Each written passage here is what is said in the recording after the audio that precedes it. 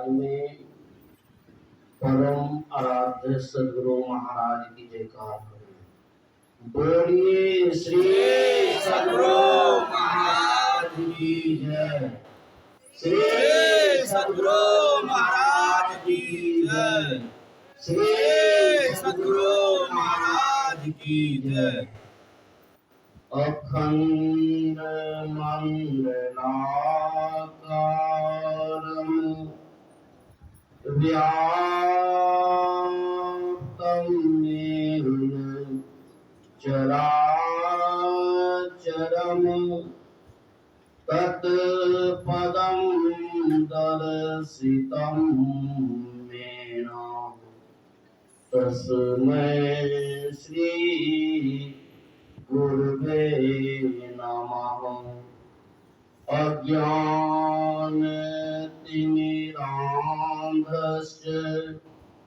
ज्ञानाञ्जनशलाकया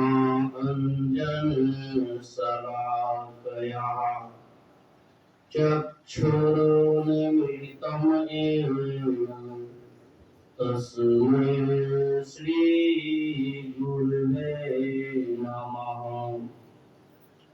मंगलमूर्ति सद्गुरु मिलवै सर्वाधार मंगलमय मंगल करण बिनबो बारंबार। धन्य धन्य सद्गुरु सुखद महिमा कही न जाय। जो कुछ कहूँ तुम्हारी कृपा मोटे कछु न बसाय। और व्यक्त रूप में विश्व ब्रह्मांड के कण कण में व्यापक प्रातः स्मरणीय अनंत श्री विभूषित परम आराध्य सदगुरु महाराज के पावन से चरणों में कोटि सहनमन। व्यक्त रूप में मंचासीन स्वामी श्री सानुकूलानंद बाबा, बगल में बैठे हुए श्री विभूति बाबू, उचित बाबू, तमाम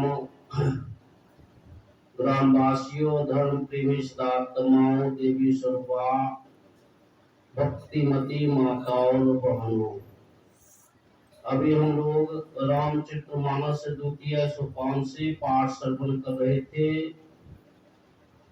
भगवान राम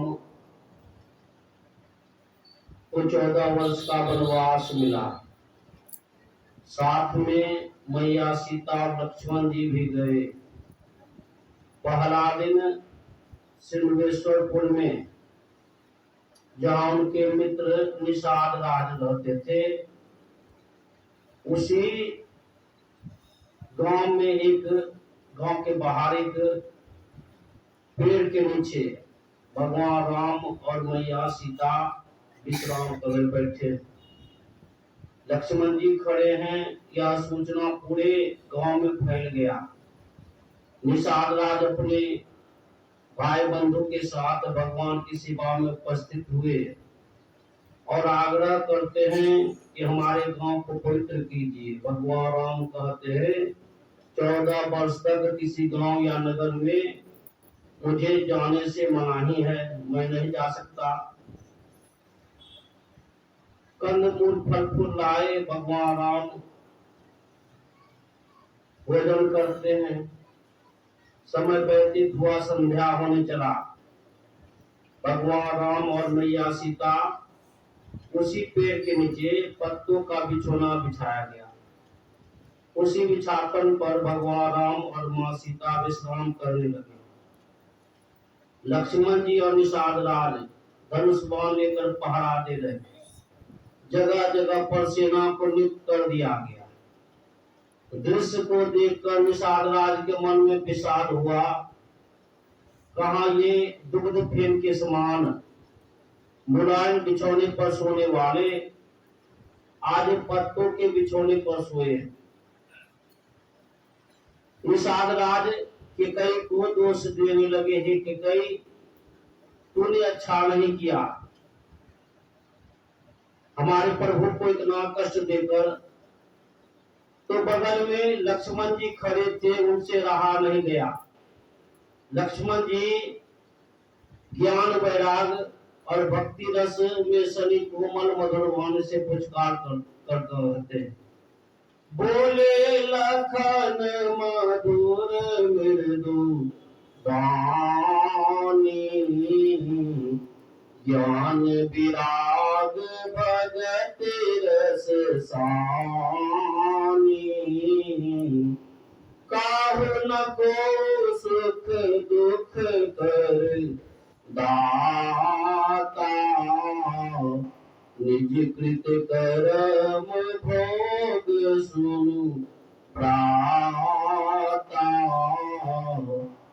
श्री लक्ष्मण जी ज्ञान वैराग और भक्ति रस में सनी कोमल मधुर वाणी से कहते हैं, भाई कोई किसी को सुख दुख का देने वाला नहीं है, सबको अपने ही किए हुए कर्मों का फल भोगना पड़ता है। अभी हम लोग जिस भी दशा में, इस दशा में हम आपको किसने लाया? तो संत महापुरुष कहते, हम आप जैसा कर्म किए थे उसी कर्म के फल को भोग रहे।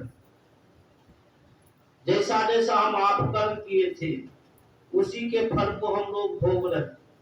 भगवान बुद्ध कहते, हमारी वर्तमान हालत, जिस दशा में हम लोग अभी है, यह दशा हमारे ही द्वारा बनाया हुआ।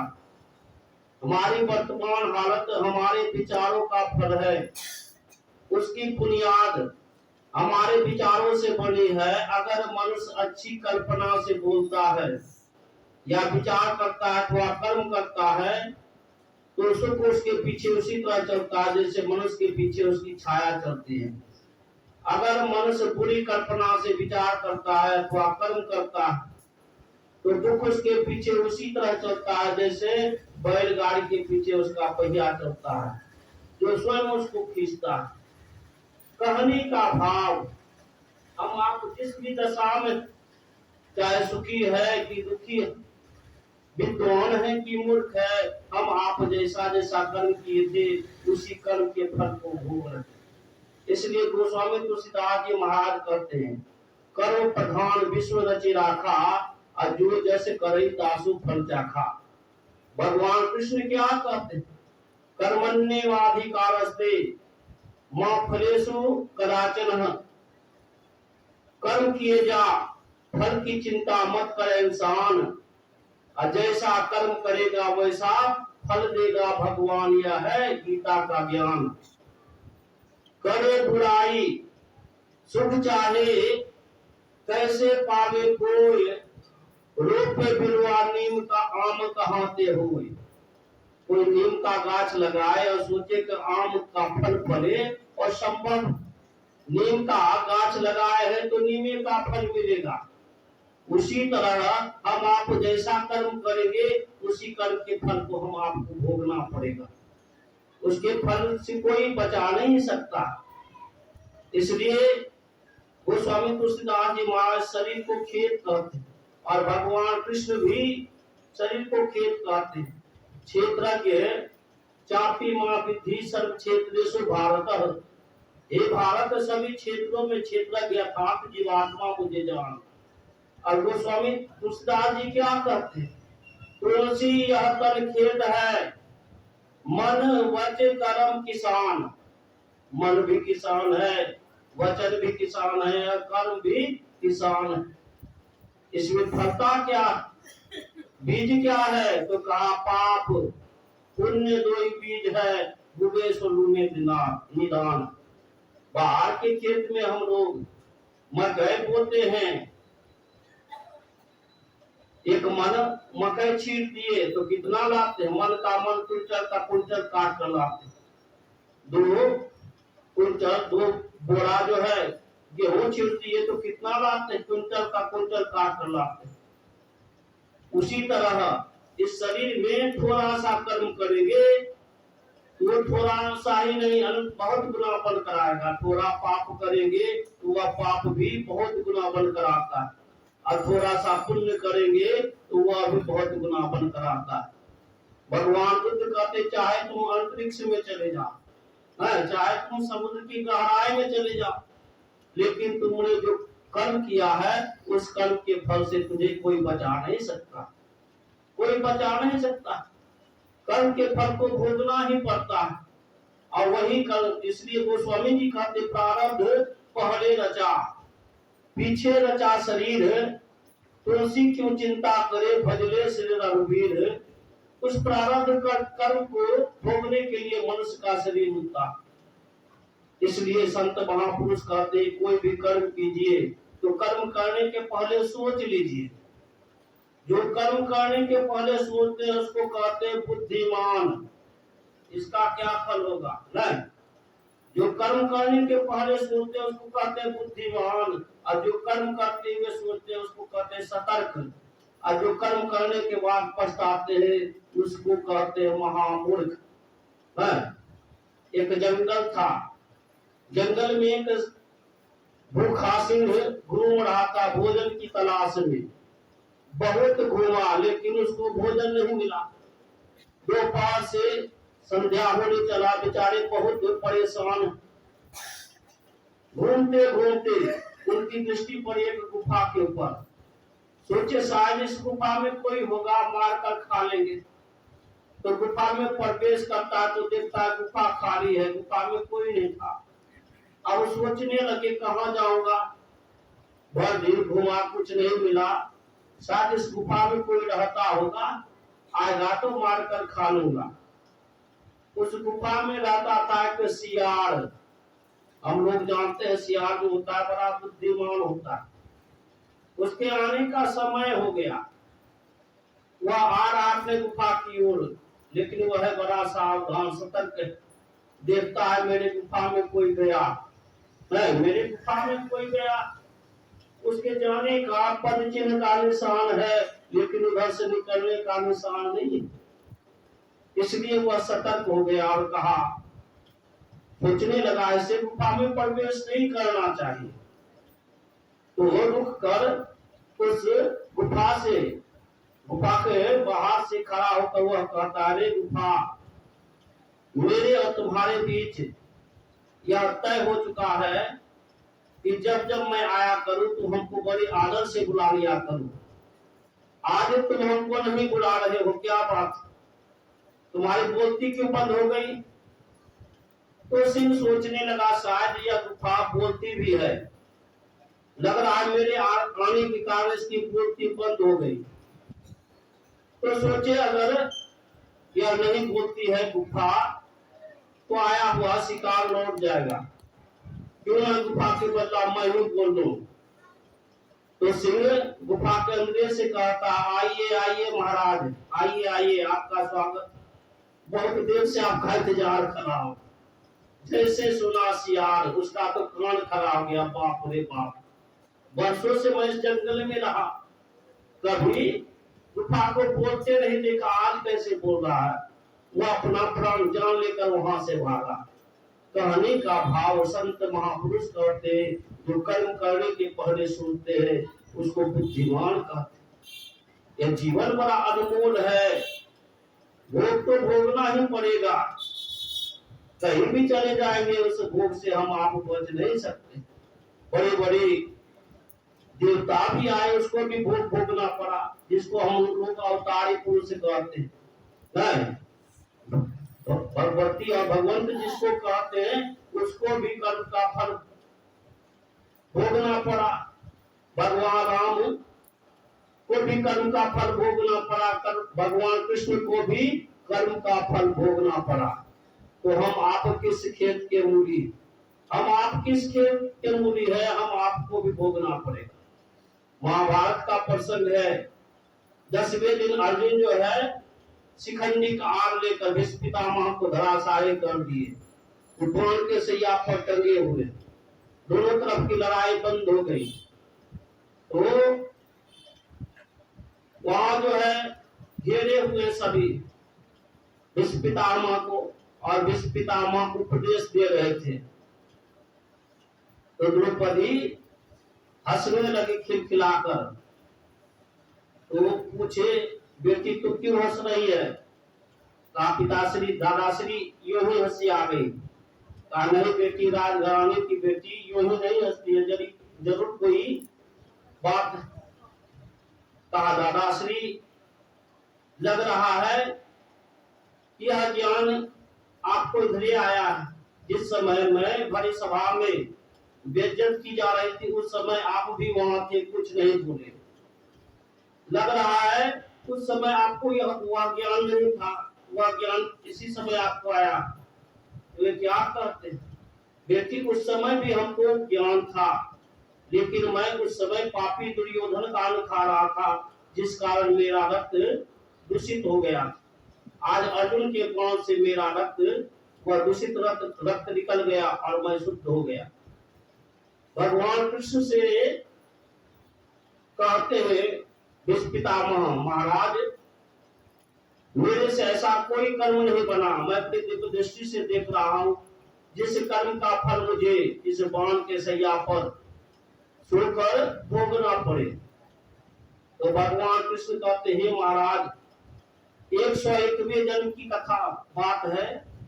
आप एक राजा थे और शिकार खेलने के लिए जंगल जा रहे थे। आपके रथ के पहिया से एक अजगर कुचला कर मर गया।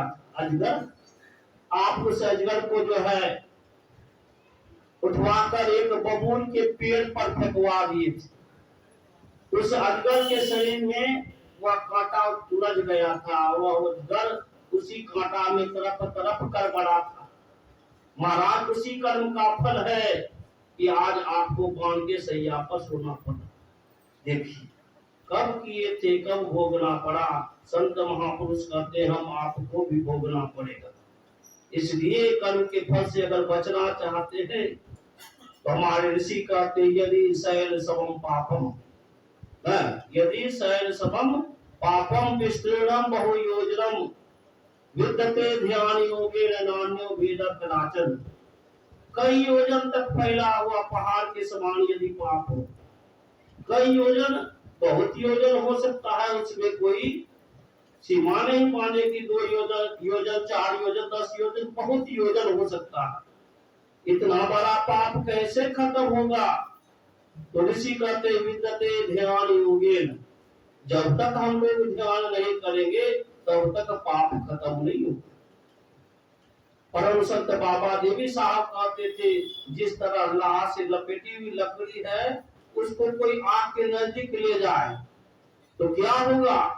लाह गलगल कर गिर जाता है, लकड़ी अकेली रह जाती। उसी तरह ध्यानाभ्यास करने से जो है पाप गलकर गिरता है और शुद्ध चेतन आत्मा बच जाती। इसलिए आवश्यकता है ध्यान करने की। भगवान कृष्ण कहते हैं मुहूर्तमपि गच्छे नासाग्रे मनसा सर। कुछ काल भी अपने मन को नासाग्र में रोक कर ठहरता। विशेष यहाँ तो 1 घंटा का अवसर मिला। भगवान कृष्ण कहते मुहूर्तमपि गच्छे नासाग्रे मनसा सह सर्वम तर्ति पापानाम तस्य जनुस्तादितम। जो मुहूर्त भर भी अर्थात कुछ काल भी मन को रोक कर नासाग्र में जाता है, उसका सैकड़ों जन्मों का जो कमाया हुआ पाप है उससे पार उतर जाता है। ये साधारण चीज नहीं है, सबको यहाँ बैठने के अधिकार नहीं। यहाँ बताया गया 10 मिनट पहले आकर बैठिए, क्या बोलोगा? एगो सत्संगी को देखते हैं बढ़िया आती बेचारी, और सबको तो देख रहे, देख दो वही देख रहे, उतना दूर से आ रहे हैं और आप लोग का घर नजदीक। अरे कम से कम इस माहौल में 10 दिन के अंदर में आप लोग को आना चाहिए। 10 मिनट पहले कोई आएंगे, जब स्तुति प्रारंभ होने लगेगा तब आएंगे। आप कोई ध्यान 10 मिनट बचा है तब आकर बैठेंगे तो उससे क्या होगा? यहाँ 1 घंटा बैठिएगा, मन भागता है, मन को लौटाइए। जह जह मन भग जाए ताही ताही से तत्क्षण फेरी ले आई लगाए जय में आपन। भगवान कहते ब्रह्म हत्या सहस्त्राणी। ये लोग कौन का? कोई हजारों ब्राह्मण की हत्या किया, भ्रूण हत्या सताने चो, पेट में बालक को जहर देकर मार दिया जाता है, वह भ्रूण हत्या है, वह महापाप। यह कैसे खत्म होगा? कितना भी आप दान कर लीजिए, पुण्य कर लीजिए, तीर्थ कर लीजिए, व्रत कर लीजिए, खत्म होने वाला नहीं। भ्रूणहत्यास्तानि च एतानि ध्यान योगस्य दहत्याग्नि निवेदनम। जिस प्रकार अग्नि ईंधन लकड़ी जलावन को जलाती, उसी तरह ध्यान योग हजारों ब्रह्म हत्या और सैकड़ों भ्रूण हत्याओं के पापों को क्षय करता है। इसलिए आवश्यकता है ध्यान करने की कला को हम लोग सीखें। जब तक ऐसा नहीं होगा, कर्म के फल को भोगना ही पड़ेगा। कर्म के फल से कोई किसी को बचा नहीं सकता, कोई किसी को बचा नहीं सकता है। बचना चाहते हैं तो गुरुदेव क्या कहते हैं? गुरुदेव कहते माघ भूखा। माघ महीना होता है वो कितना ठंडा रहता है। माघ भूखा बाढ़ काल के मुख पड़ो है बाबरे। ऐ पगले, तुम काल के मुंह में पड़े हो और कर्म के फल को भोगने के लिए जन्म लेना पड़ेगा। इसलिए क्या कीजिए, माघ भूखा बाढ़ काल के मुख पड़ो है बाबरे। होश कर, सबके सब सोए हैं बेहोशी की नींद में। होश कर चेतो सवेरे, बचो ध्यान के दावरे। काल मुख से, काल का मुख में हम लोग पड़े, कब निकलेगा कोई ठिकाना नहीं। कैसे बचे काल के मुख से? काल मुख से नींबू की भागो। कैसे भागो? का ध्यान के बल भाई। उसके सामने कोई चीज काम नहीं देगा। अगर उससे बचना चाहते हैं तो ध्यान का ही कर। ध्यान के बल भाई, ऐसो अवसर कोई हो तो रोई हो पछताए। रोना पड़ेगा, रोना पड़ेगा। इसलिए इसमें लचर पचर मत कीजिए, नहीं, एकदम तंदुरुस्ती के साथ बैठिए। बैठने में कसर नहीं छोड़िए। कष्ट होगा, रामकृष्ण परमहंस जी महाराज कहते, जो सहता है उसकी भक्ति, और जो सहना नहीं जानता है उसका सब कुछ बिगड़ जाता है।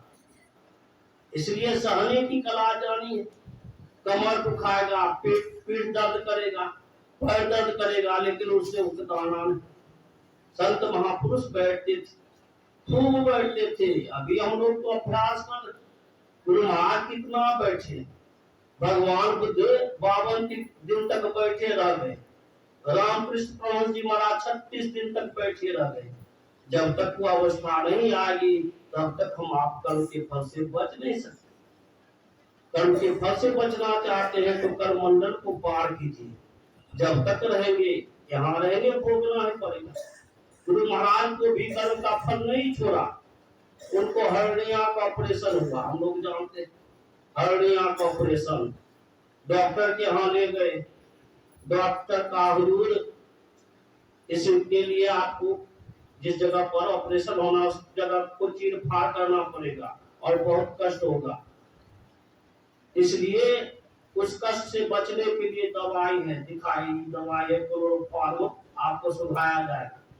कैसे क्या होता है? कैसे आप बेहोश हो जाइएगा। तो गुरुदेव कहते, देखो जी, हम जीवन में कभी नशीली चीज का सेवन मत नहीं खाए, नहीं किए। ये हमको इथर फिथर मत सुना। कहा महाराज तब ऑपरेशन कैसे होगा? तो गुरुदेव कहते, कितना समय लगता ऑपरेशन करने में? कहा हुजूर 3 से 3.5 घंटा।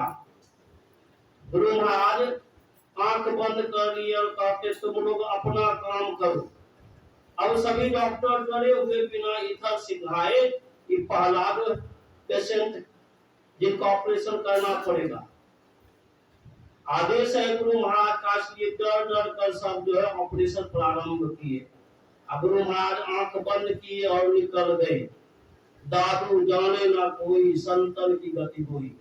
अविगत अंत अंत अंतरपट अगम अगाध वही, शून्य शून्य शून्य के पारा अगुण सगुण नहीं हुई। शरीर से निकाल गए।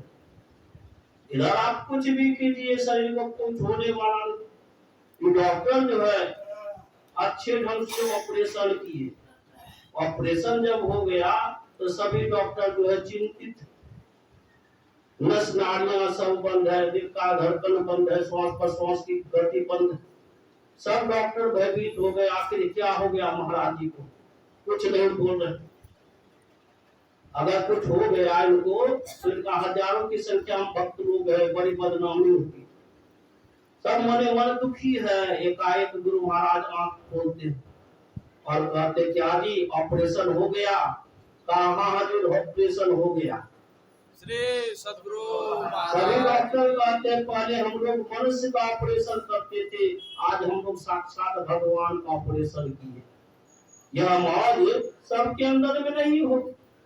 बापरे मायगे करके कहा ज्ञानी भोगे हंसकर अज्ञानी भोगे रोए। भोगना तो पड़ेगा सबको। ज्ञानी हंसकर भोगते हैं और अज्ञानी रोकर भोगते हैं। मायगे बापरे करते हैं और ज्ञानी हंसते हुए भोगते हैं। जिस तरह देखते हैं एक रस्सी होता है, रस्सी को जब आप ऐसे रखिए तो वह रस्सी आपको बांध डालेगा, बांधने का उसमें गुण है स्वभाव। लेकिन उसी रस्सी को आप जला दीजिए आग में, देखिए वो रस्सी जैसा लगेगा लेकिन वह आपको बांध नहीं सकता। उसका ऐठन है खत्म नहीं हुआ लेकिन वह आपको बांध नहीं सकता।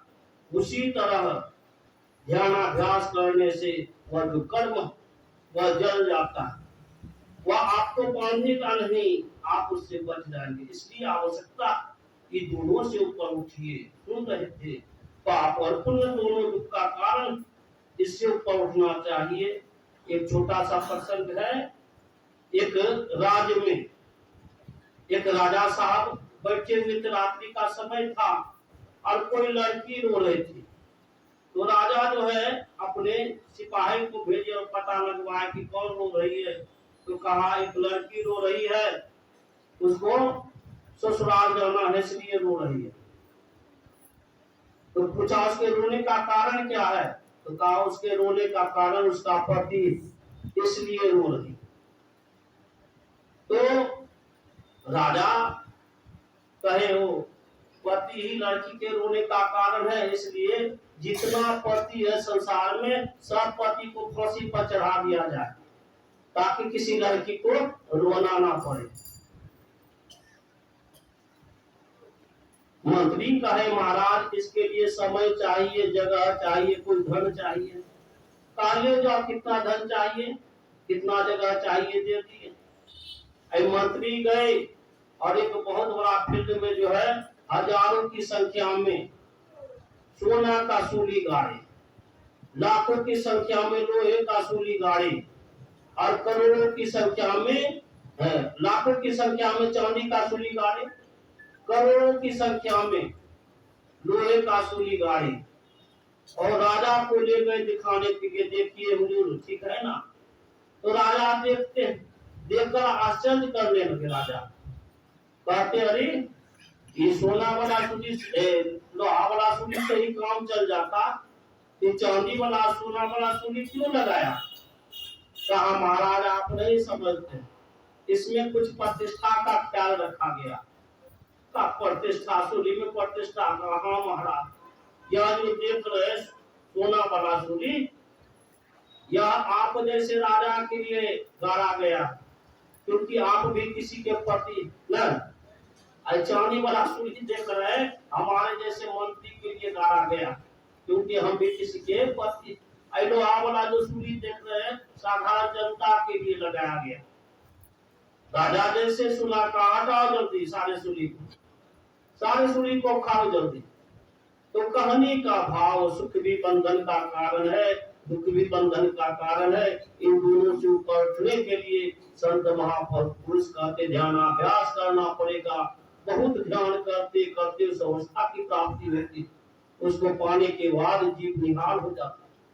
आवश्यकता है भजन करने की, और इसी के उद्देश्य से यह सत्संग मंदिर विशेषकर यहाँ तो शांति रहती है। सुबह में हम देखते हैं और इधर भी माता लोग भाई लोग आते हैं ध्यान करने के लिए।